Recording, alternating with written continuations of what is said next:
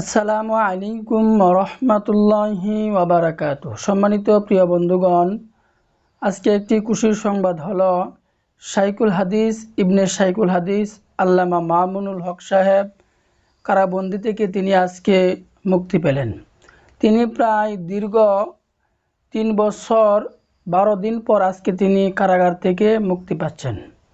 তিনি কাশিমপুর কারাগার থেকে আজকে তিনি মুক্ত বাতাসে ফিরলেন। তিনি দীর্ঘদিন যাবৎ কারাবন্দী ছিলেন।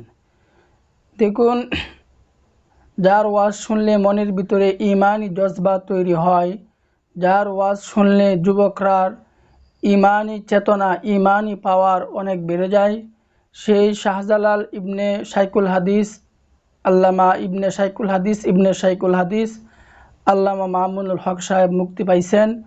আমরা সকলেই তিনার জন্য দোয়া করি, আল্লাহ পাক রব্বুল আলামিন যেন তিনার হায়াতকে দীর্ঘায়িত করেন এবং তার পরিবারে যত সদস্য আছে আল্লাহ পাক রব্বুল আলামিন সমস্ত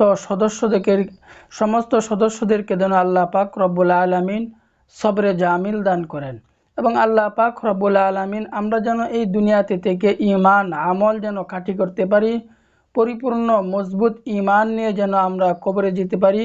আর আমরা সকলে আল্লামা মামুনুল হক সাহেবের জন্য দোয়া করব, যতদিন তিনি এই দুনিয়াতে বেঁচে থাকবেন তিনি যেন হকের উপরে বেঁচে থাকতে পারেন। আল্লাহ পাক রব্বুল আলামিন যেন তিনার হায়াতে বরকত দান করেন। আল্লাহ পাক রব্বুল আলামিন যেন তিনার হায়াতকে দীর্ঘায়িত করেন।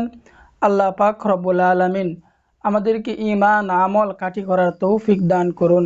আমিন।